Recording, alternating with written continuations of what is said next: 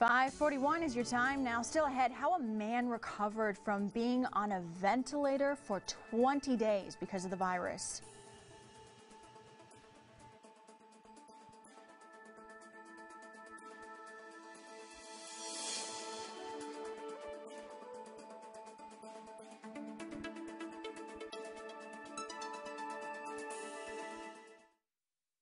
Everyone is trying to do their part, especially now.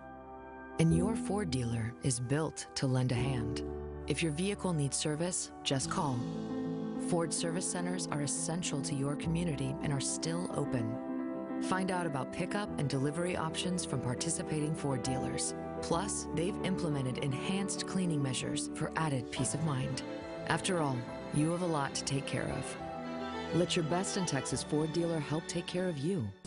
At Matt's Building Materials, we know it's time to work together and support the community. That's why we have new hours from Monday to Saturday, from 8 to 5 in the afternoon. Right now, we're offering free delivery valley-wide on orders $399 and up. Our staff is friendly, knowledgeable, and can help you find what you need without ever leaving your home. You can chat with us at www.mattsbuildingmaterials.com. Give us a call or try our new curbside service. Matt's Building Materials in Pharr, San Benito, and Palmview.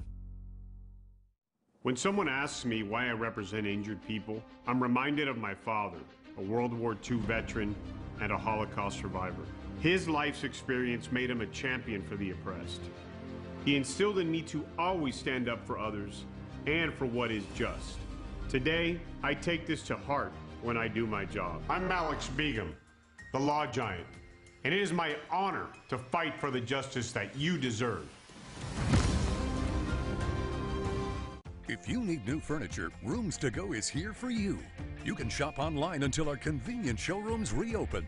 We're here for you with beautiful furniture, 60-month interest-free financing with no minimum purchase and always low prices. Now we're here for you with new delivery options too, like free doorway delivery. It's your order brought straight to your door fast. Or let our dedicated team deliver and set up your furniture in-home. Selection, value, and trust. That's Rooms to Go. This weather segment is brought to you by Javier Villarreal Law Firm. Welcome back. It is now 5:43 on your Wednesday. The death toll from COVID-19, it's now past 300 here in Texas. And the state's juvenile prisons has announced they'll temporarily stop accepting people from local jails for the next 2 weeks to try to limit the spread of COVID-19. The Texas Juvenile Justice Department said yesterday no youth in a state prison has tested positive for the virus. In the adult system, 236 prisoners and 97 staff members had tested positive. 22 prisons were on lockdown Monday. A federal appeals court panel has ruled that medication abortions can be provided in Texas during this pandemic. Now, in the Texas case, a 3-judge panel said late Monday that abortions typically administered through 2 pills, one taken at the clinic and one at home, can resume. The state of Washington sued Dallas-based Greyhound Lines, Inc. for letting U.S. immigration agents board buses in Spokane, Washington in search of people who are in the U.S. undocumented. Democratic lawmakers are urging the Department of Homeland Security to extend work permits for migrants whose documents are about to expire. Now, more than 100 House letters were sent to DHS Acting Secretary Chad Wolf and senior official Ken Cuccinelli calling for the automatic extension of employment authorization for all immigrants. Now, the lawmakers requested a response within 15 days. For more information on this story, go to borderreport.com.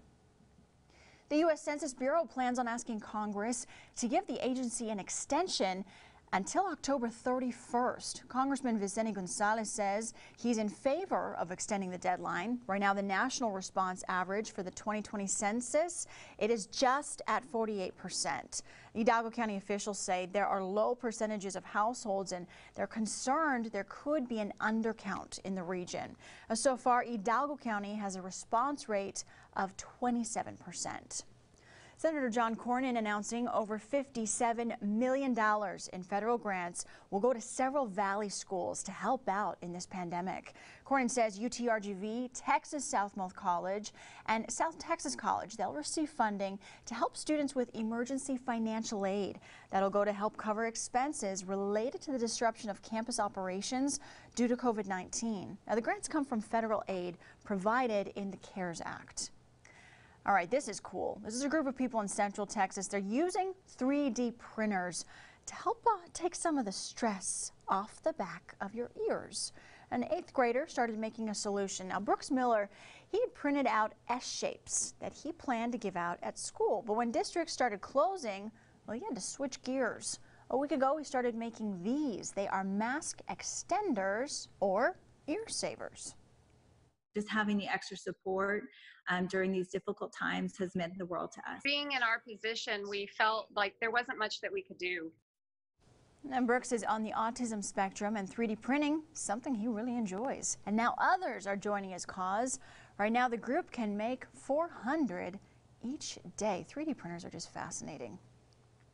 We have some good news for you this morning. A miraculous recovery for a man who almost died from COVID-19. He spent nearly a month in a hospital battling the virus, much of it on a ventilator. Stacey Butler has his incredible story. Ramon Zuniga couldn't hold back the tears as he thanked the nurses and doctors that he credits with bringing him back from the brink of COVID-19. Behind this mask, like you guys have said to me many times, there's the biggest smile in the world. Couldn't have done it without you guys. I really appreciate it. The ICU staff at Providence Little Company of Mary Medical Center in Torrance gave the 50-year-old Torrance man a hero's farewell as they wheeled him out of the hospital, finally able to hug his family and head home. Time to go home, you guys. Time to go home. After 20 days on a ventilator, we started getting a little worried. The medical director of the ICU says Zuniga, who had no pre-existing conditions, defied the odds. We know that patients that get intubated have about a 50 to 80% chances of dying on the ventilator. Zuniga says the ICU nurses were his constant companions and cheerleaders. But they kept telling him, you know, fight on, fight, this is going to be okay, and everything paid off. Zuniga was finally released from the hospital Easter Sunday after 28 days battling the virus. Thank you, doctor. God bless you. God bless you and your family. His wife says not being by his side was torture, but at home, she never stopped praying. Zuniga says he felt it, and his faith was renewed in an unexpected turn after taking hydroxychloroquine and azithromycin. He was able to breathe on his own. Dr. Antonio Bonet says it sure looked like an Easter miracle. Miraculous. It's definitely miraculous and amazing. That is just amazing to see. Raymond Zuniga says he feels his recovery was also extra special because he was released on Easter Sunday. Amazing. Property tax time might not be on the top of the mind right now, but financial experts advise planning now is a smart thing to do, especially as the housing market slows. Tax experts say a new tax bill would have lowered this tax rate for some people, but it'll now allow higher rates due to the statewide disaster declaration. So it's going to be kind of a double whammy for taxpayers this year. You're going to have an increasing property value, property tax, or an increasing value from the appraisal district. And I'm speculating, but I think I'm on solid ground that you should expect higher tax rates as well. Experts say homeowners should keep in mind their appraisal and the fact that it's based on home values established in January of this year. Well, good news, another hiring spree at Amazon. The e-commerce giant is hiring 75,000 workers in addition to the 100,000 it added over the past month.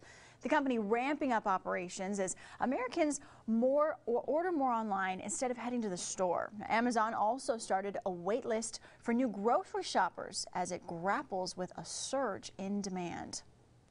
Sam Adams Brewery is expanding its program to help unemployed bar and restaurant workers. The company says its Restaurant Strong Fund, which was kicked off in Massachusetts last month, it's now being launched in 19 other states.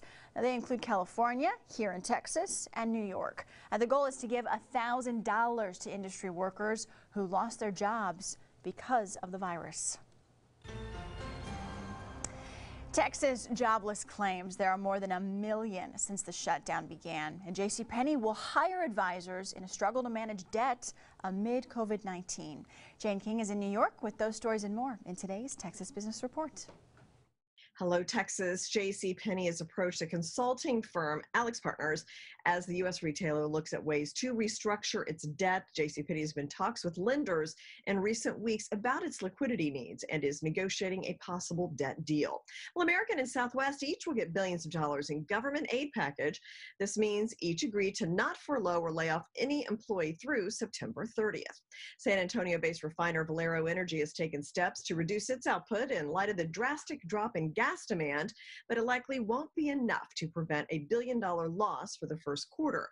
The results are scheduled to be announced April 29th. And Texas jobless claims are near 1.1 million since the stay-at-home orders began. The Texas Workforce Commission says the 5-week total equals the number of claims filed in the previous 18 months. From New York, I'm Jane King with your Texas Business Report. Now, your CBS Sports Storm Tracker forecast, sponsored by the Javier Villarreal Law Firm. The time is now 5:52 in the morning. On this day in weather history, we're going to go all the way back to 1927 in New Orleans. New Orleans was actually drenched with over 14 inches of rain, which did establish a 24-hour rainfall record for the state. And just to give you a perspective on what 14 inches of rain would be like, we can actually hold up to 3 inches of rain before flash flooding becomes a threat. Here, within 1 hour, within 6 hours, we can take up to 5 inches of rain. They had 14 inches of rain within a 24-hour period.